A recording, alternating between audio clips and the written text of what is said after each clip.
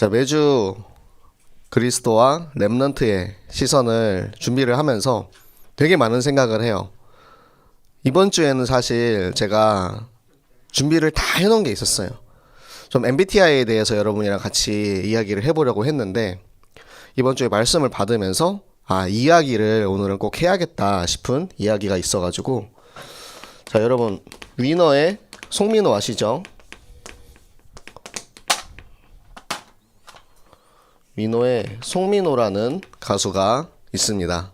네, 우리 랩런트들은 다 알 거고 어른들은 오늘부터 아시면 되는데요. 그 유튜브에서 제가 봤는데 오은영 박사의 금쪽 상담소라는 그런 프로그램에 이 위너가 나온 거예요.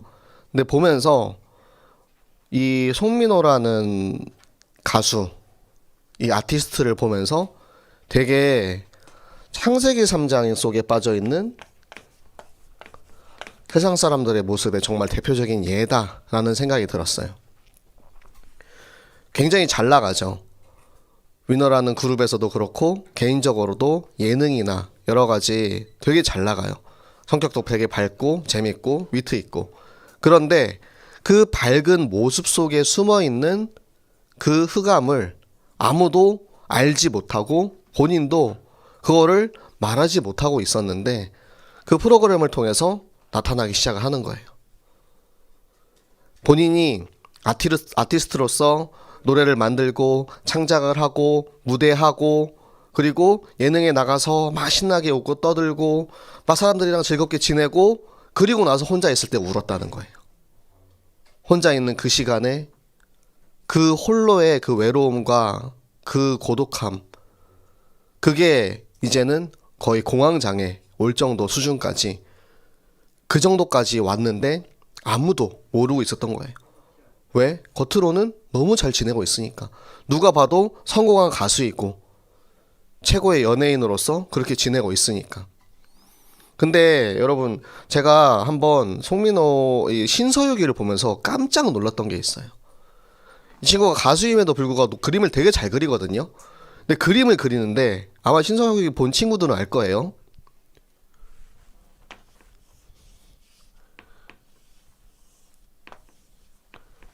이 그림을 그리고 있더라고요. 여러분, 이 그림 뭔지 아십니까? 프리메이슨을 상징하는 그림입니다. 우리가 그렇게 많이 얘기하는 3단체 프리메이슨을 상징하는 그림을 수많은 사람들이 지켜보고 있는 그 예능 프로그램에서 자기가 이렇게 막 그림을 그리고 있는 거예요. 와, 대단하다. 원래부터 YG라는 회사 자체가 3단체에 편향돼 있는 단체가 맞습니다. 그런데 그 중에서도 이 송민호라는 이 친구가 그거에 대해서 대놓고 딱 드러내는 모습을 딱 보면서 와, 이렇게 지금 사회 곳곳에 숨어 있고 이걸 모르는 사람들은 저 영향력에 끌려가겠구나 싶은 거예요. 자, 이렇게 될 수밖에 없었던 이유를 아시겠어요? 굉장히 사회적으로 성공하고 돈도 많고 명예도 가지고 있지만 하나님 떠난 그 세상 사람들의 모습, 하나님이 없는 성공, 하나님이 없는 최고의 가수라는 자리에 있을 때 결국에는 내 안에 뭔가 구멍이 뻥 뚫려 있는 거예요. 이 안에 구멍이 뻥 뚫려 있는 거예요. 왜 그러겠습니까? 여러분 안에는 뭐가 있어요? 여러분 여기 뭐 있습니까? 예수님이 계시잖아요. 예수님이 계셔야 할 이 자리에 예수님이 안 계시니까 여기에 블랙홀 같은 구멍이 뚫려 있는 거예요. 돈도 명예도 여자도 그 어떠한 권력과 마약과 아무것도 막 집어넣어도 끊임없이 빨아들이기만 하지 그걸로 인해서 내가 만족하고 살 수가 없는 거예요. 그러니까 자기가 무대를 하는 그 순간에는 마치 막 그때 이제 막 희열이, 그때 그런 쾌감과 그런 것들로 인해서 자기가 되게 행복하게 살고 있는데 그 순간이 지나고 나면은 또 끊임없는 나락으로 떨어집니다. 이걸 보면서 진짜 우리 랩런트들이 내 안에 계시는 그리스도를 더욱더 확인하고 확신하고 누리면서 살아야 이렇게 되지 않도록, 이 속에 빠지지 않도록, 혹시라도 우리가 속아서 이쪽으로 가고 있었다면 빨리 나와서 그리스도에게로 돌아올 수 있도록, 말씀 앞에 설 수 있도록, 이것이 여러분들이 이 자리에서 예배를 드리는 이유이고, 여러분들이 하나님 자녀 렘넌트로서의 정체성을 깨달아야 하는 이유입니다. 오늘 제목이 무엇입니까? 사사가 있는 동안의 축복이죠. 사사는 그리스도를 대표합니다. 그리스도께서 나와 함께 있는 동안에는 축복을 누리는 거예요. 이 이스라엘 민족이 하나님이 없는 동안에, 사사가 없는 동안에는 항상 강대국에게 핍박을 받고 고통받고 그러면서 힘들어 죽겠어가지고 하나님 앞에 부르짖어서 하나님 살려주세요 하면은 그때 하나님께서 사사를 보내주시죠. 이것이 성경에서 특히 사사기에서는 끊임없이 반복이 됩니다. 그래서 성경에서는 또라는 말을 되게 많이 써요. 또 이스라엘 민족이 악을 행하여, 또 악을 행하여, 계속해서 반복되는 거예요. 나의 모습이지 않습니까? 여러분, 우리가 예배를 드리고 막 은혜 받고, 아 그래 하나님 말씀 따라서 그렇게 살아야지 하다가도 또 시간이 지나고 나면은 나도 모르게 잊어버려요. 나도 모르게 세상 속에 가 있는 나를 발견해요. 나도 모르게 그 속에서 있는 내 모습을 발견하면서 아 이러면 안 되는데 하고 다시 돌아와요. 다시 돌아왔는데, 다시 돌아와서 계속 그대로 가면 너무 좋겠는데 또 다시 과거로 돌아가는 나의 모습들을 발견합니다. 여러분, 또를 주의하시기 바랍니다. 오늘 성경 본문을 보시면, 오늘 본문이 되게 어떻게 보면 되게 임팩트가 없어요. 뭔가 특별한 사건이나 특별한 내용 같은 게 없는 부분이에요. 그 전에 우리가 지난주에는 입다의 이야기, 그쵸? 자기의 딸을 잘못된 서원으로 팔아먹어가지고 딸이 번제물이 되었다. 이런 부분들 아마 여러분 잘 기억할 거예요.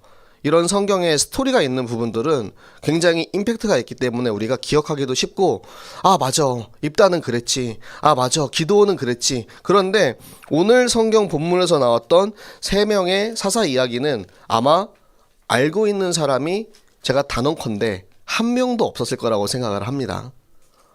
그만큼 우리가 알지 못하고 지나가던 내용이었는데 사실은 이게 중요한 거예요, 여러분. 이 3명의 사사, 지금 사사가 3명이 누가 나오죠?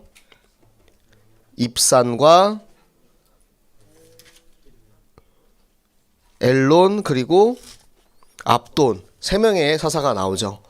이 3명의 사사가 있는 동안에 큰 사건이 발생하지 않았다라는 것이 굉장히 중요합니다. 사사가 이스라엘 민족과 함께 있는 동안에는, 예수 그리스도가 나와 함께 있는 동안에는 그것 또한 전쟁도 벌어지지 않고 그것 또한 갈등도 없었고 오직 하나님께서 나와 함께 하심을 누리는 축복만이 있었음을 여러분이 기억하시기 바랍니다. 되게 웃긴 게, 우리가 신앙생활을 하면서 막 큰 잘못이 있고 큰 회개를 하고 막 울면서 하나님 잘못했어요 막 그러면서 막 기도하고 깨닫고 하는 게 축복 같다라고 생각하는 경우들이 있어요.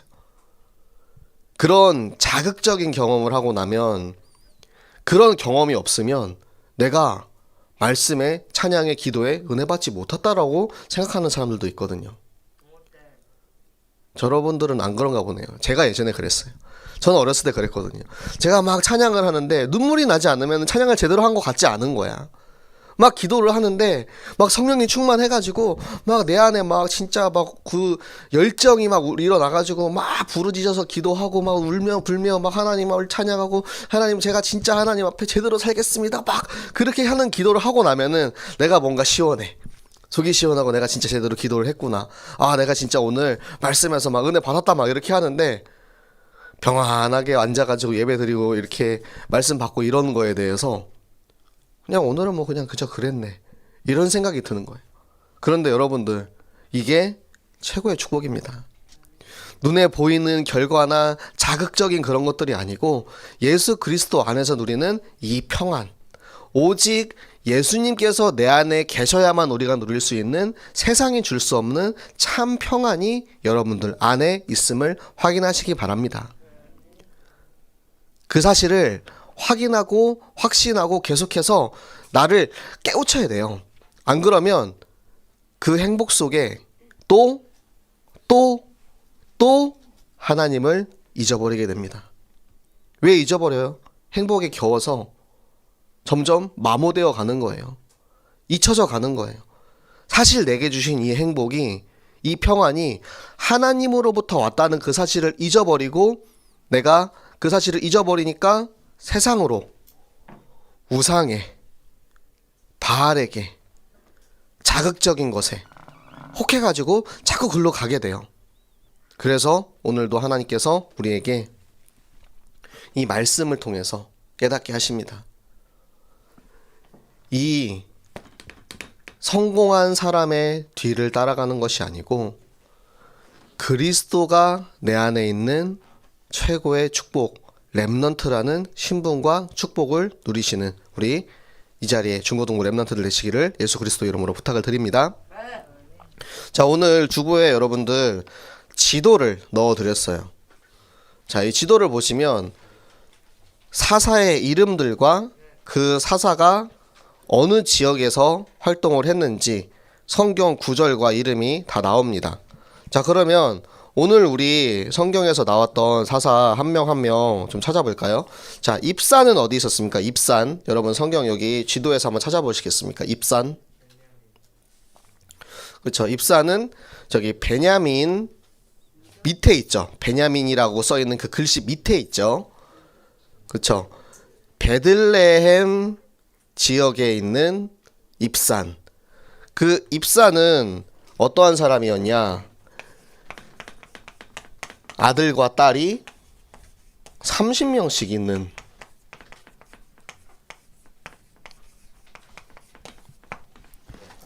그런 사람이었죠. 아들과 딸 30명, 자녀가 60명이 60명. 그런데 이 입산을 얘기할 때 그 자녀들의 짝을 밖에서 구했다라고 이야기를 해요. 이 밖에서 구했다라는 거는 이방인이나 다른 사람들에게 구했다는 것이 아니고 이스라엘 다른 지파의 다른 도시에 있는 사람들에게 시집 보내고 장가를 보냈다라는 뜻입니다. 예를 들어서 이야기를 하자면 우리 새생명교회 렘넌트들이 새생명교회에서 이렇게 지내다가 새생명교회 안에서 결혼하는 그런 커플들도 있지만 그게 아니고 나는 새생명교회에서 자랐는데 임마누엘 교회에 있는 친구랑 만나가지고 결혼을 하는 거예요. 이런 경우처럼 그리스도 안에 있는 다른 지파의 사람들과 만남을 가져가지고 그렇게 결혼을 시켰다라는 그런 뜻입니다. 그리고 그 다음에 나오는 사람 누가 있죠? 엘론 어디 있습니까? 엘론은 보라 색깔로 되어 있는 땅, 스불론 땅에 엘론이 있었죠. 자, 그리고 엘론 다음에는 압돈이 있습니다. 압돈. 자, 압돈은 어디 있습니까?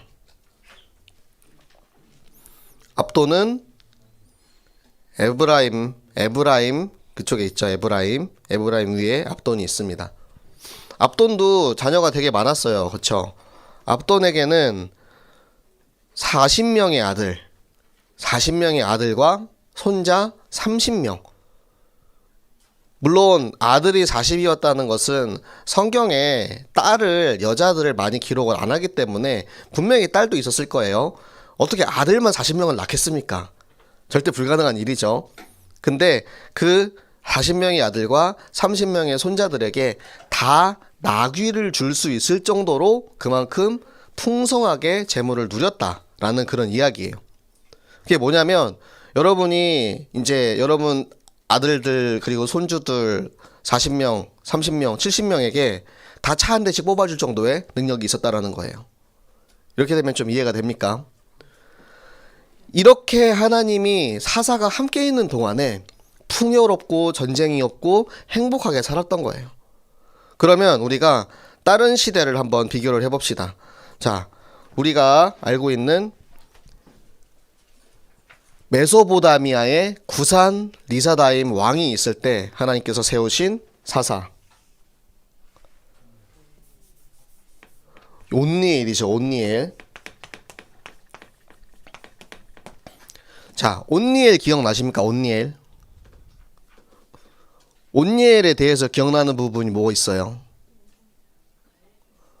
갈렙의 아우 그나스의 아들 온니엘이 갈렙이 저 땅 기럇 세베를 정복하는 이에게 내 딸 악사를 주겠다라고 했을 때 그 땅을 점령을 하고 그 악사와 결혼을 해서 악사를 시집 보낼 때 악사에게 너에게 무엇을 줄까라고 했을 때 윗셈과 아랫셈을 받아가죠. 셈의 축복을 받습니다. 셈은 생명을 의미하는 거예요. 생명의 축복을 받았던 이 온니엘이 있었고, 그리고 그 다음에는 모압 왕 에글론. 에글론은 어떤 왕이었죠? 뚱뚱한 왕이었죠. 이 왕 시절에 나왔던 사사 에훗. 에훗은 어떠한 사사였죠? 왼손잡이야. 네, 왼손잡이 에훗. 왼손잡이였기 때문에 그 에글론 왕을 죽이러 들어가는 그 길에 걸리지 않을 수 있었어요.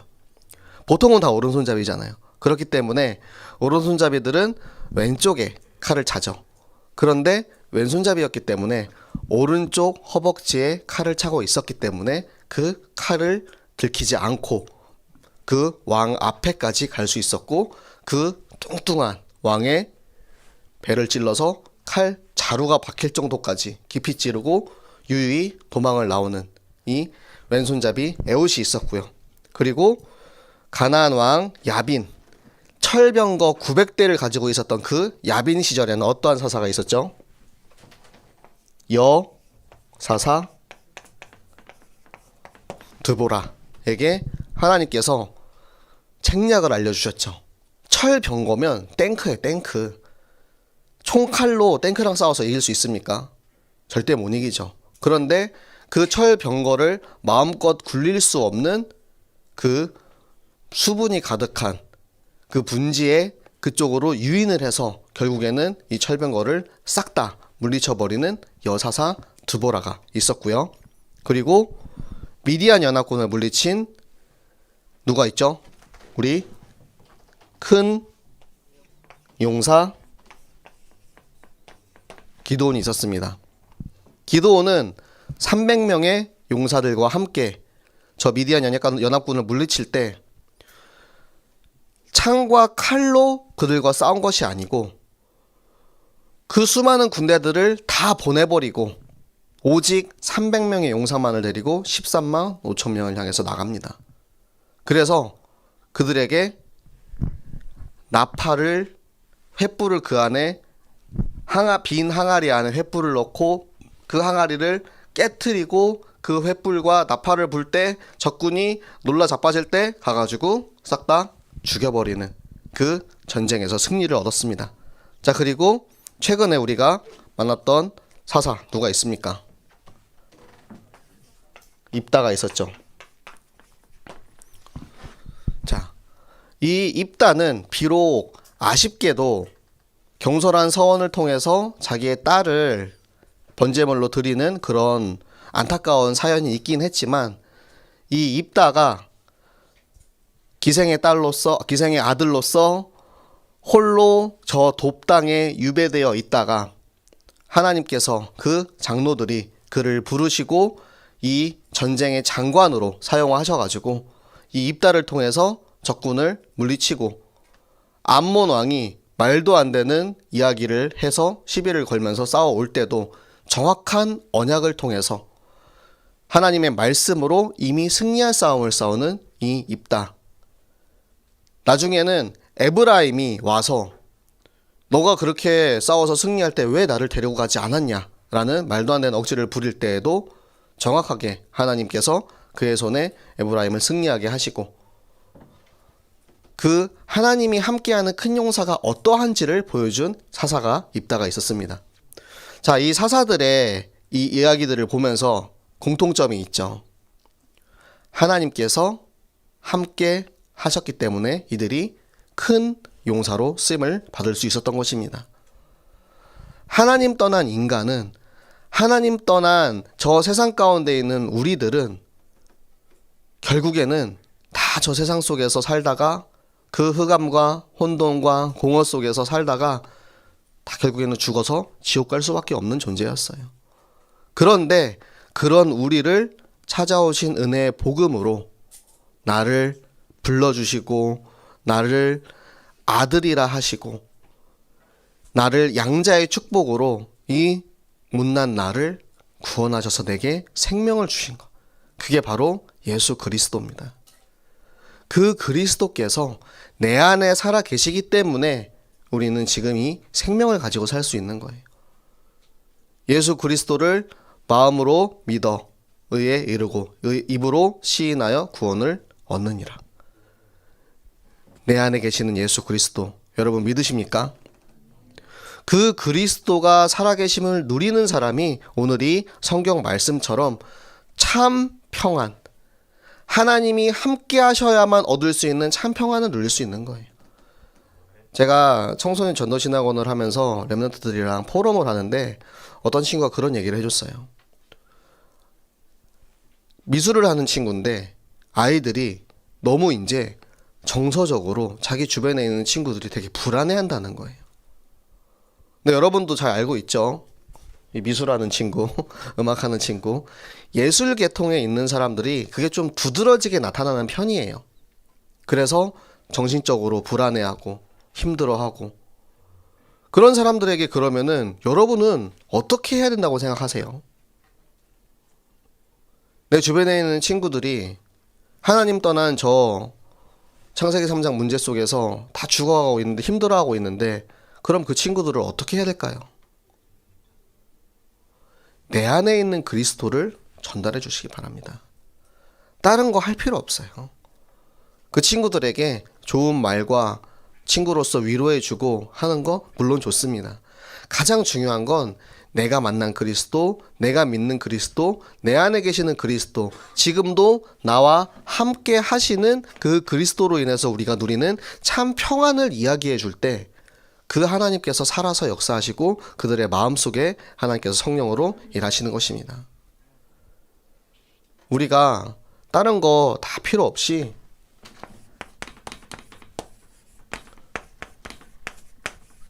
이 함께의 축복을 누리시기 바랍니다. 함께 한다는 것이 얼마나 소중한지. 여러분들 뭐 집 나가봤습니까? 가출해본 친구들 물론 있겠죠. 내가 집에서 계속 있으면은 집의 행복함과 소중함을 잊어버려요. 부모님이 늘 나와 함께하고 있기 때문에 부모님의 소중함과 감사함을 잊어버린단 말이에요. 그러면은 또 이렇게 되는 겁니다. 내 안에 그리스도께서 함께하고 있다는 사실을 우리가 누리고 있을 때 나를 큰 용사로 부르신 하나님께서 나를 통해서 하나님의 일을 이루십니다. 여러분을 여러분 학교 현장, 여러분 가정과 여러분이 살고 있는 그 지역 초등학교에 보내신 이유가 분명히 있단 말이에요. 그러면은 그곳에 그 지역에 여러분이 이 성경학교 현장에 가서 내게 주신 이 생명을 나를 부르신 이유와 목적 그대로 전달하시기 바랍니다. 성경학교는 어려운 게 아니에요. 하나님이 나를 창조하신 그대로 거기에 가서 쓰임 받으면 되는 거예요. 하나님이 나에게는 귀한 찬양할 수 있는 재능을 주셨다. 그러면 여러분 현장에 가서 찬양하세요. 나는 피아노를 잘 쳐요. 현장에서 피아노 치세요. 나는 춤을 잘 춰요. 현장에 가서 춤을 추세요. 여러분 친구들이랑 같이 뭐 게임도 할 수 있고 재밌는 놀이도 할 수 있고 그림도 그릴 수 있고 아주 많은 일들이 있어요. 많은 방법이 있어요. 중요한 건 방법이 아니고 마음입니다. 나와 함께 하시는 그리스도를 나를 통해서 내게 주신 달란트를 통해서 우리가 표현할 수 있다는 거. 그게 성경학교예요. 성경학교 하면서 이번에 나는 구원의 길 이거 맡은 거 이거 했으니까 끝. 이렇게 생각하지 마시고 일처럼 그냥 숙제처럼 하지 마시고 자연스럽게 표현하시기 바랍니다. 내가 예수님을 만나서 이렇게 행복해. 예수님 만나기 전에는 너무 불안하고 너무 힘들었는데 예수님 만나고 나니까 너무 좋아요. 그거 하나만 전달해도 돼요. 그리고 나서 그 친구가 영접을 하든 안 하든 그거는 내 일이 아니에요. 그거는 하나님의 소관이에요. 나는 내 안에 있는 것을 전하고 이것을 통해서 그 사람이 받고 안 받고는 그 사람의 시간표입니다. 여러분이 성경학교를 좀 누렸으면 좋겠어요. 부모님들이 시켜서 억지로 하는 게 아니고 어른들이 막 시켜가지고 하는 게 아니고 우리 구역에서 성경학교가 있대. 우리 구역 예배랑 성경학교 이런 거 있대 할 때 가가지고 재밌게 가가지고 여러분들 좋아하는 거 하시면 돼요. 그걸 할 수 있도록 저와 우리 부모님들과 선생님들이 최대한 돕도록 하겠습니다. 여러분이 행복하고 즐거운 성경학교가 될 수 있도록. 그래서 오는 사람도 행복할 수 있게. 내가 막 어거지로 막 그 자리에 끌어앉혀가지고 야 너 구원의 길 해 그래가지고 씨 나 하기 싫은데 막 이러면서 막 앉아가지고 야 이거 봐봐 하면서 구원의 길 하는 그런 게 아니고 내가 한마디를 하더라도 내가 잠깐 그 친구들이랑 같이 있더라도 내 안에 계시는 그리스도를 내가 마음껏 누리는 성경학교 시간 되시기 바랍니다. 자, 그리고 다음 주에는 나를 위해서 이 땅에 오신 예수 그리스도께서 십자가에 달려 돌아가시고 3일 만에 부활하심을 기념하는 부활절로 우리가 예배를 드립니다. 여러분, 부활이 어떤 것입니까? 내가 죽어야 하는데 원래는 죄인인 내가 죽어야 되는데 나 대신 그리스도께서 죽으신 거예요. 나를 대신해서 예수 그리스도께서 죽으시고 죽었으면은 사실은 끝이었어요. 죽었으면은 예수님이 하나님이라는 사실을 아무도 믿지 않았을 거예요. 그런데 인간의 몸을 입고 이 땅에 오신 예수 그리스도께서 죽으시고 다시 부활하심으로 예수님께서 하나님이고 예수님께서 인간이라는 사실을 증명하셨습니다. 그 부활의 은혜를, 그 부활의 감사를 우리가 하나님 앞에 예배 드리는 것입니다. 내 안에 예수님 계신 하나님 자녀는 부활을 확실하게 누려야 됩니다. 내가 그리스도와 함께 죽고 그리스도와 함께 사는 부활의 은혜에 참여하시기 바랍니다. 그래서 이번 주 2부 예배 때는 세례식이 있습니다. 우리 중고등부에서 이번에 세례, 입교하는 친구들이 굉장히 많아요. 거진 2년을 못했기 때문에 이번에 되게 많이 세례와 입교를 하고 있는데요.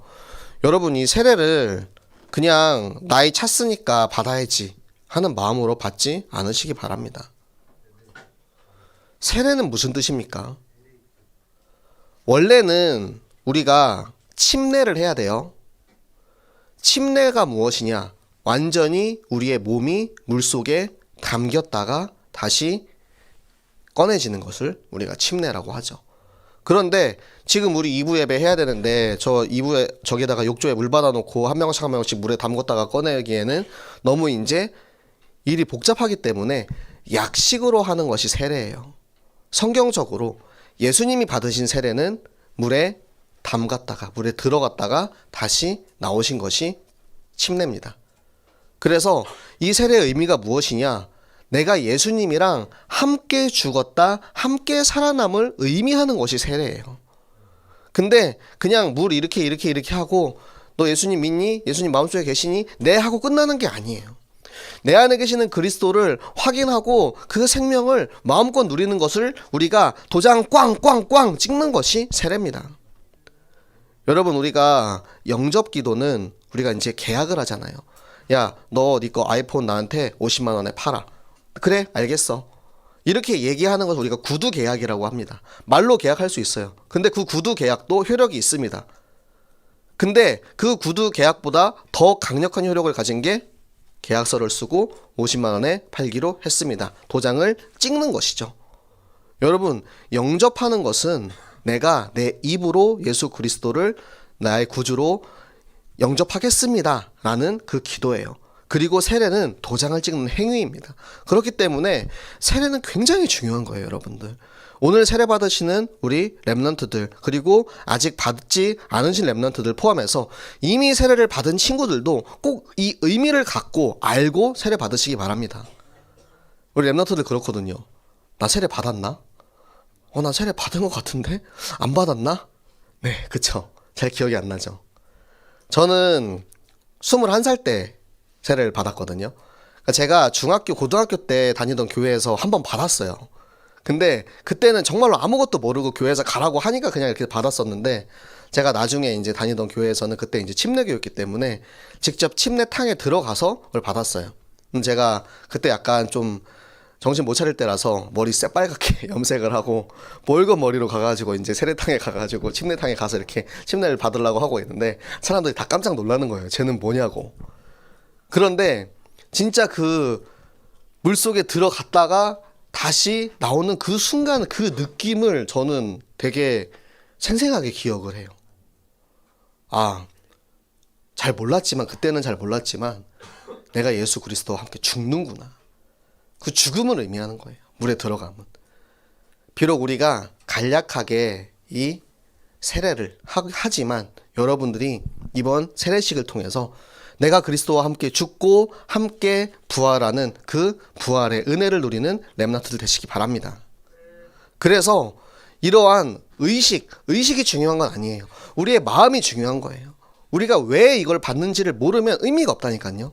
여러분들이 이걸 통해서 그리스도께서 나와 함께 하시는구나. 사사가 함께 하는 동안에는 평안을 누린 이스라엘 민족처럼 사사가 없는 동안에 악을 행하고 우상을 섬기고 저 흑암 가운데 빠졌던 저 이스라엘 민족이 예수 그리스도께서 함께 하실 때만 비로소 이 참 평안을 누렸다는 사실을 여러분들이 이번 기회에 다시 한번 확인하고 확신하며 내가 만난 예수 그리스도, 내 안에 계시는 그리스도를 전하는 성경학교의 사역자로 세워지시기를 예수 그리스도 이름으로 축복합니다.